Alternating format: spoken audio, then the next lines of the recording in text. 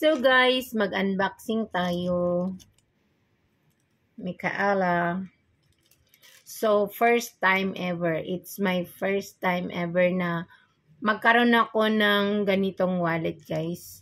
So kasi na daanan namin ano siya, sale. So 60% sale siya, guys. Ayan siya, guys. Yan. So ang pinaka niya, ang pinaka-original price niya, ito siya, guys, oh. Yan. Yan, Micaela. So, ang pinaka-original price niya is 900 pesos. Ang pinaka-original price niya, guys, is 900 pesos. Ayan siya, guys. Ayan, diba? Tapos, nag-sale siya ng 60%. So, ano na lang siya? 360 na lang siya. Ayan siya, guys. So, ito yung pinaka-unang-una ko talagang wallet na branded siya, guys. Kasi never akong bumili ng mga branded na mga wallet. Bumili lang ako kay Ukay, sa tabi-tabi, ganun. So, this time is, sabi ko, gusto ko naman regaluhin ko sarili ko sa sweldo ko as nagtatrabaho ako. So, ayun siya, guys. Wallet na isip ko kasi, syempre, lagi ko siyang makikita kasi nga, lagayan siya ng pera, 'di ba? Sana mapuno ka ng pera lagi. Orisyonan natin, guys. Punuin mo ito ng pera lagi, and ayun siya, guys. So, yan. Ang ganda ng ano na ilalim niya, tapos meron siyang pangalan ng Micaela.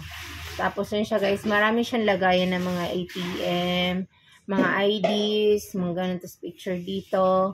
Tapos ito naman siya sa coins. Ayun siya. Ayan. Ayan siya, guys. So, mayroon siyang mayroon siyang para hindi mag-block. So, yun siya, guys. So, yan, yung niya, yung tahi niya, mayroon siyang cotton na Micaela. So, sobrang ganda. Ayan, sobrang ganda siya, guys.